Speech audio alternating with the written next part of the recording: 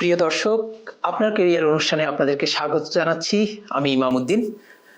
আমরা এই অনুষ্ঠানে কথা বলছি কিভাবে কানাডা জব পেতে পারেন, সেক্ষেত্রে আপনার রেজিউমিটা কেমন হবে, আপনার জব পাওয়ার ক্ষেত্রে প্রস্তুতিটা কী ধরনের হওয়া দরকার, আপনার জব সার্চ কৌশলগুলো কী ধরনের হওয়া দরকার। আজকে আপনাদের সাথে কথা বলবো ইন্টারভিউ নিয়ে। বেসিক্যালি যখনই আপনি একটা ইন্টারভিউতে কল পাবেন এমপ্লয়ারের কাছ থেকে, সেক্ষেত্রে আপনার প্রস্তুতি কেমন হওয়া দরকার, আপনার ড্রেস কেমন হওয়া দরকার। এখন প্যান্ডামিক চলছে, কোভিড-19, এক্ষেত্রে অনেক সময় ইন্টারভিউ আপনাকে টেলিফোনে নিতে পারে অথবা জুমে হতে পারে, সেক্ষেত্রে আপনার প্রস্তুতি কেমন হতে হবে। তো প্রিয় দর্শক, আজকে আমাদের সাথে একজন অতিথি আছেন যিনি Canadian centre for information and নলেজের ডিরেক্টর হিসেবে কাজ করছেন। তিনি কানাডাতে আরও একটা নন প্রফিট অর্গানাইজেশনের সাথে জড়িত আছেন। বাংলাদেশেও তিনি সফল, বিভিন্ন জবের ক্ষেত্রে উনি ইন্টারভিউর ক্ষেত্রে খুবই সফল একজন ব্যক্তিত্ব। আমি পরিচয় করে দিচ্ছি তহিদা চৌধুরীর সাথে। তহিদা চৌধুরী, আপনাকে স্বাগত আপনার ক্যারিয়ার অনুষ্ঠানে। আপনি কি বলবেন যে আসলে ইন্টারভিউর ক্ষেত্রে কি কি প্রস্তুতি থাকা দরকার যখন কেউ ইন্টারভিউর কল পায়? এটা আমাদের দর্শকদের উদ্দেশ্যে যদি আপনি একটু কিছু বলেন। ধন্যবাদ জনাব ইমামউদ্দিন। প্রথমে আসলে আজকে যারা দর্শক আছেন এই অনুষ্ঠানে, তাদের সকলকে আসলে স্বাগত জানাচ্ছি এবং সেই সঙ্গে আমাকে এই অনুষ্ঠানে সম্পৃক্ত করার জন্য নন্দন টিভি এবং ইমামউদ্দিন আপনাকেও ধন্যবাদ জানাচ্ছি। আসলে চাকরি পাওয়াটা কিন্তু পদ্ধতিগত ব্যাপার। বেশ কিছু স্টেপস বা পদ্ধতি পার হয়ে কিন্তু আমাদের চাকরির মূল জায়গাটায় পৌঁছতে হয়। সো আমি যদি এক কথাই বলি, সাক্ষাৎকার বা ইন্টারভিউ কিন্তু চাকরির একটা মূল স্টেপ। আমরা অনেক প্রিপারেশন নিয়েছি বা নিয়ে থাকি একটা চাকরির জন্য, জব খুঁজি আমরা বিভিন্ন জায়গায়। তারপরে এক সময় আসলে আমাদের রেজিউমি, কভার লেটার এগুলো তৈরি করি এবং আমরা প্রত্যাশা থাকে আমাদের যে এজেন্সিটিতে আমি অ্যাপ্লাই করেছি তারা আমাকে কল করবেন ইন্টারভিউয়ের জন্য।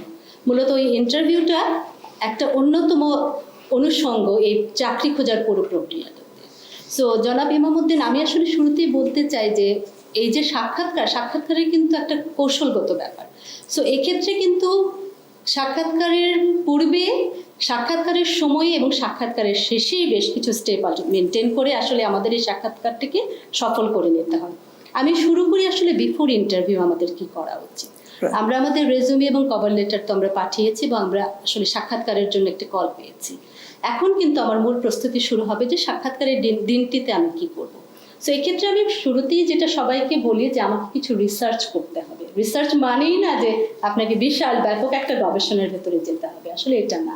নিজেকে আসলে উপস্থাপনা করে। ইন্টারভিউ মানে খুব অল্প সময়ের মধ্যে যিনি আপনার সাক্ষাৎকারটি নিচ্ছেন তিনি যেন বোঝেন যে হ্যাঁ, এই ব্যক্তিকেই আমি খুঁজছি। সো সেই যে জায়গাটা তৈরি করার জন্য আপনার আসলে একটু রিসার্চ করতে হবে। সো সাক্ষাৎকারের পূর্বে রিসার্চের ভেতরে যেটি আসবে সেটি হচ্ছে আপনার কোম্পানি রিসার্চ। আসলে যে কোম্পানিতে আপনি অ্যাপ্লাই করেছেন সেই কোম্পানি সম্পর্কে আপনাকে একটু ওয়াকিবহাল হতে হবে। আজকের যুগ তো আসলে আপনি অনেকভাবে এই রিসার্চটি করতে পারেন। আপনি ওই প্রতিষ্ঠানের ওয়েবসাইটে যেতে পারেন, আপনার যদি কোনো পরিচিত সেই প্রতিষ্ঠানে কাজ করেন সেখানে যেতে পারেন, বা তাদের যে লিঙ্কডইন প্রোফাইলগুলো আছে, অর্গানাইজেশনের লিঙ্কডইন প্রোফাইল থাকে, সেগুলো দেখতে পারেন।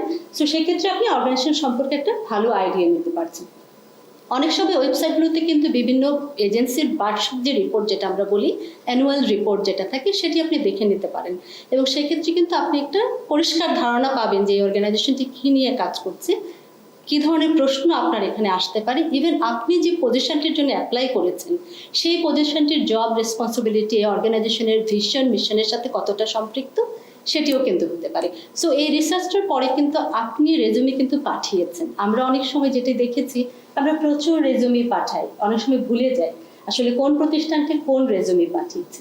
এটিও কিন্তু সাক্ষাৎকারের পূর্ববর্তী একটি স্টেপ। আমি সবসময় মনে করি আপনারা যখনই যেখানে অ্যাপ্লাই করছেন একটা ডেটা বেস মেনটেন করবেন। আসলে কখন কোন প্রতিষ্ঠানে অ্যাপ্লাই করেছেন সেই বিষয়টা যদি আপনার কাছে লিখিতভাবে থাকে, বা একটা যদি আপনি চেকলিস্ট করে নেন, যে প্রতিষ্ঠানে ডাক আসুক না কেন আপনি বুঝতে পারবেন যে হ্যাঁ, আমি এই প্রতিষ্ঠানটিতে এই সময় অ্যাপ্লাই করেছি। একটা ছোট্ট এখানে উদাহরণ দিই।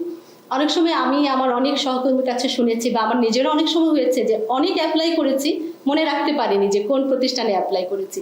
সো যখন ফোনটি পেয়েছে তখন হয়তো বা বলেছি যে আমি তো ঠিক মনে করতে পারছি না আমি কখন অ্যাপ্লাই করেছি। এটা কিন্তু ইন্টারভিউর ক্ষেত্রে একটা মারাত্মক একটা ত্রুটি। Right. আমি আপনাকে এখানে যদি একটু জানতে চাই আপনার কাছে যে আপনি কোম্পানি রিসার্চের কথা বলেছেন, কিন্তু যে জব ডেসক্রিপশনটা পড়ে সেই রকম কি কোনো মক ইন্টারভিউর প্রয়োজন আছে?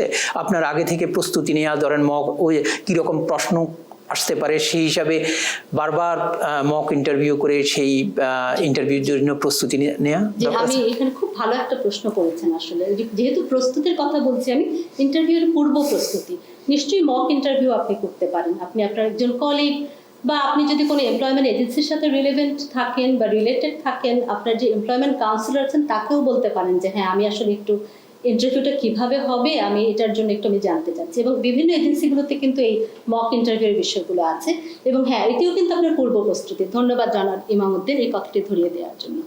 আর যেটি বলছিলাম যে একটা আসলে আপনার যদি একটা ডাটাবেস মেনটেন করেন আপনি, যে আমি এই প্রতিষ্ঠানে এই সময় অ্যাপ্লাই করেছিলাম, যদি কখনো কল পান আপনি কিন্তু স্পন্টেনিয়াসলি উত্তরটি দিতে পারবেন যে হ্যাঁ আমি তোমার প্রতিষ্ঠান সম্পর্কে জানি বা আসলে আমি এই সময় অ্যাপ্লাই করেছিলাম। এই প্রস্তুতিগুলো কিন্তু আপনার ইন্টারভিউয়ের পূর্বে ডিউরিং। জি, আরেকটা বিষয় এখানে আপনার কাছ থেকে আমি জানতে চাই যে আপনি বিভিন্নভাবে সবসময় অনেক ইন্টারভিউর মুখোমুখি হয়েছেন এবং খুবই সফলভাবে সেটা পার হয়েছেন, আপনি জবটা পেয়েছেন। তো বিহেভিয়ারাল কোশ্চেন মানে যে সিচুয়েশনাল বেসড কোশ্চেন এখানে অনেকেই করে, বিশেষ করে কানাডায় জব পাওয়ার ক্ষেত্রে। এটা নিয়ে যদি আপনি একটু বলেন যে সেটার ব্যাপারে সেটা কি ধরনের এবং কি ধরনের প্রস্তুতি নেওয়া দরকার? জি ধন্যবাদ। আসলে ইন্টারভিউয়ের যেহেতু আমি শুরুতে বলেছিলাম যে ইন্টারভিউয়ের পূর্ব প্রস্তুতি, এখন আসলে ইমামউদ্দিন যে বিষয়টি ধরিয়ে দিয়েছেন ইন্টারভিউয়ের ভেতরে আমাদের কি প্রস্তুতি থাকবে। ইন্টারভিউয়ের ভেতরের প্রস্তুতির একটা অংশ কিন্তু হচ্ছে কি ধরনের প্রশ্ন আসবে। আমি একটু আলাদা করে এই উত্তরটা দিচ্ছি জনাব ইমামউদ্দিন আপনি যে প্রশ্নটি করেছেন, কিন্তু তার আগে আর কিছু বিষয় আছে যেটা আসলে আমাদের মাথায় রাখতে হবে। ইন্টারভিউয়ের সময় আসলে ইন্টারভিউটি কি ধরনের হচ্ছে এটিও কিন্তু একটা বড় ব্যাপার। ইন্টারভিউ কি ইন পার্সন হচ্ছে, আজকালকার যুগে জুমে হচ্ছে, ফোনে হচ্ছে, এটা কি প্যানেল ইন্টারভিউ হচ্ছে, আমার ইন্টারভিউ বোর্ডে কি 2 জন আছেন 3 জন আছেন, এই বিষয়গুলো কিন্তু আমার রিসার্চের অংশ। ডেফিনেটলি যখন আপনি কলটি পাচ্ছেন আপনি কিন্তু অবশ্যই জিজ্ঞেস করতে পারেন যে তোমাদের ইন্টারভিউর ফরম্যাটটি কি। সাধারণত এইচআর থেকে কিন্তু বলে দেয় যে তোমাদের এই সময় ইন্টারভিউ হবে এবং এটি এই ফরম্যাটে হবে। সো আপনি যেহেতু জেনে যাচ্ছেন যে কোন ফরম্যাটে হবে আপনার প্রস্তুতিটি কিন্তু সেভাবেই হবে। এবার আসলে কোশ্চেনের ব্যাপার, কিছু জেনারেল কোশ্চেন থাকে যেটা হয়তো বা আমরা এই আলোচনার মধ্যে নিয়ে আসবো। যেমন আপনি কেন নিজেকে সুইটেবল মনে করছেন এই পজিশনটির জন্য। এই জন্যই আমি শুরুতেই বলেছি যে পূর্ব প্রস্তুতির ক্ষেত্রে আপনি যে রেজুমেটি সাবমিট করেছেন সেটি আসলে আপনি ভালো করে দেখে নেবেন। আপনি কখন কোথায় কোন প্রতিষ্ঠানে কাজ করেছেন যেটি আপনার রেজুমেতে আপনি লিখেছেন, এবং সেই কাজগুলো যে জব ডেসক্রিপশনটি আছে যার বেসিসে আপনি আবেদন করেছেন তার সাথে কতটা রিলেভেন্ট সেটাও কিন্তু আপনাকে দেখে নিতে হবে। তাহলে আপনি কিন্তু প্রশ্নের উত্তরগুলো খুব সুন্দর এবং সাবলীলভাবে দিতে পারবেন। বিহেভিয়ারাল কোশ্চেনগুলো মূলত হয় আসলে এক্সপিরিয়েন্স বেসড এবং এটা সিনারিও বেসড হয়। আসলে হয়তো বা যিনি আপনার ইন্টারভিউটি নিচ্ছেন তিনি জানতে চাচ্ছেন একটি বিশেষ সময় বিশেষ সিনারিওতে বা একটি বিশেষ কেসের ক্ষেত্রে আপনার স্কিলটা আপনি কিভাবে ব্যবহার করেছেন, এবং সেই ক্ষেত্রে কিন্তু এই বিহেভিয়ারাল কোশ্চেনগুলো হতে পারে। আমি যেমন একটা উদাহরণ এখানে দিতে পারি, অনেক সময় বলে যে তুমি যে প্রতিষ্ঠানে কাজ করেছো সেখানে তোমার কলিগের সাথে একটি কনফ্লিক্ট হয়েছে, এই কনফ্লিক্টটাকে তুমি কিভাবে রিজলভ করেছো।